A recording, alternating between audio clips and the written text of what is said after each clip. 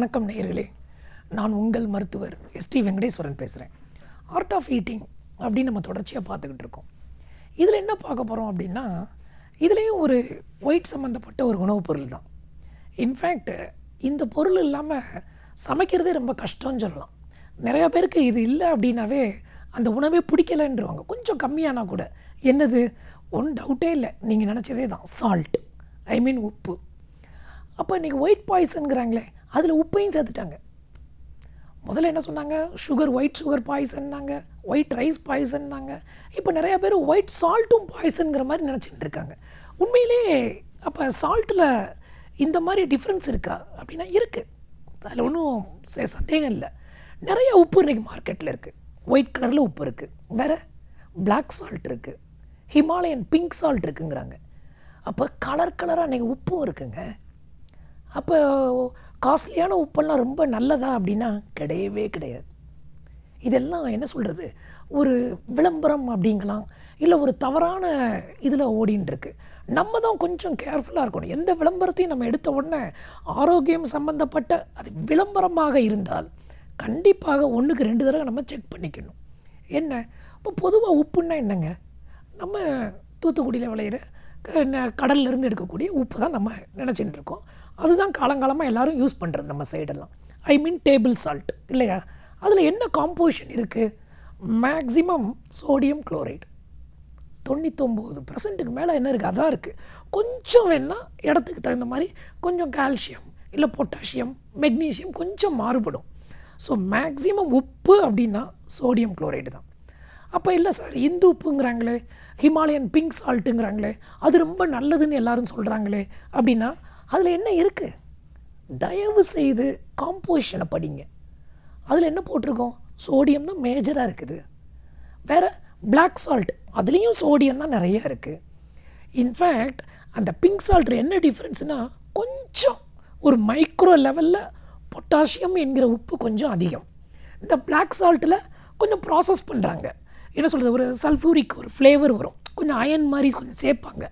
அந்த மாதிரி சில இதை சேர்க்கும் போது அது ஒரு ஸ்மெல் கொடுக்கும். அப்போ இந்த பிளாக் சால்ட், காளா நமக், அதெல்லாம் எங்கே யூஸ் பண்ணுறாங்க? சாட்டில், நார்த் இந்தியாவில் கொஞ்சம் அதிகமாக யூஸ் பண்ணுவாங்க. வேறு அந்த பிங்க் சால்ட்டு இன்றைக்கி ரொம்ப ஃபேஷனாக இருக்குது. எல்லாருமே பிங்க் சால்ட்டில் பொட்டாசியம் பிபிக்கு நல்லது கிடையாது. நல்லா ஞாபகம் வச்சுக்கோங்க. Anything which says it is major is sodium, then be careful. அதுதான் ரொம்ப முக்கியம். ஸோ அப்போ உப்பு ஒரு காலத்தில் ஏன் டாக்டர்ஸ்லாம் ரொம்ப பிபி இருந்தால் குறையினாங்க?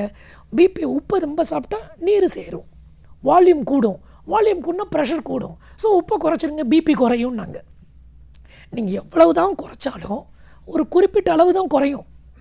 மேபி ஒரு 9 mm 8 mm ஒரு 10 mm இவ்வளவு தான் குறையும். கம்ப்ளீட்டாக விட்டால் கூட ஒரு 15 mm தான் குறையும். ஆனால் கம்ப்ளீட்டாக உப்பு இல்லாமல் சாப்பிடவே கூடாது. உப்பு மிக மிக அவசியம். சோடியம். ஏன் நம்ம பாடியில் fluid balance, fluid water balance ரொம்ப முக்கியம். எலக்ட்ரோலைட் பேலன்ஸ், ப்ரெஷரை மெயின்டைன் பண்ணுறது ரொம்ப ரொம்ப முக்கியம். பிரெயின் ஃபங்க்ஷன் ரொம்ப ரொம்ப முக்கியம். நர்வ் கண்டக்ஷன், சில பேருக்கு கால் சதையெல்லாம் அப்படியே கிராம்ப்ஸ் மாதிரி வருதும்பாங்க. உப்பு ரொம்ப ரொம்ப அவசியங்க. உப்பு கம்ப்ளீட்டாக இல்லாமல் சாப்பிடவே கூடாது. அன்லஸ் யாருக்காவது கிட்னி சிறுநீரக கோளாறு இல்லை ஹார்ட் கொஞ்சம் வீக்காக இருக்குது, பம்ப் பண்ண முடியல அப்படின்னா மட்டும்தான் டாக்டர் சொல்லுவாங்க நீங்கள் 1/2 கிராம் தான் உப்பு சேர்க்கணும் அப்படின்னு. மித்தவங்க எல்லாருமே தாராளமாக உப்பு சாப்பிடலாம். அப்போ தாராளமாக அப்படின்னா எவ்வளவு? சராசரியாக ஒரு மனிதனுக்கு 1 ஸ்பூன் 1 டீஸ்பூன் அளவு உப்பு நம்ம அனைவருக்குமே தேவைப்படுகிறது. 5 கிராம் உப்பு நம்ம தாராளமாக சேர்த்துக்கலாம். அப்போ இந்த மாதிரி உப்புகளை நம்ம கண்டிப்பாக உணவில் சேர்த்துக்கணும். காஸ்ட்லியான உப்பு சாப்பிட்டா தான் ரொம்ப ஹெல்த்துக்கு நல்லது அப்படி கிடையவே கிடையாது. அது எந்த உப்பாக இருந்தாலும் அளவுக்கு அதிகமாக நம்ம சேர்க்கக்கூடாது. ஸோ வேறு அயோடின் உப்பு அப்படின்னு ஒன்று கேள்விப்பட்டிருக்கோம். நீங்கள் அயோடின் கலந்து எல்லாருக்கும் தேவையா அப்படின்னா தேவையல்ல. நார்த்தில் சில இடத்துல அயோடின் சத்து உண்மையிலே கம்மி, அதனால தைராய்டு ப்ராப்ளம் வந்துச்சு. ஆனால் என்ன பண்ணிட்டாங்க, எல்லாருக்குமே அயோடின் கலந்த உப்பு வேணும் அப்படின்னு இல்லை. ஸோ அப்போ நீங்கள் அயோடின் கலந்ததையும் யூஸ் பண்ணிக்கோங்க. அயோடின் கலக்காத உப்பு நீ கிடைக்கிறது இல்லை, பட் சாதாரண கல் உப்பையும் நம்ம சேர்த்துக்கிடலாம். அப்போ அயோடின் என்பது இயற்கையிலேயே பல உணவுகளில் நம்மளுக்கு கிடைக்கக்கூடியது. அப்போ உப்பையும் நம்ம அளவாக சாப்பிட்டோம் அப்படின்னா ஆரோக்கியம் கண்டிப்பாக நல்லா இருக்கும் அப்படிங்கிறத நம்ம மறக்கக்கூடாது. மீண்டும் சந்திப்போம். நன்றி, வணக்கம்.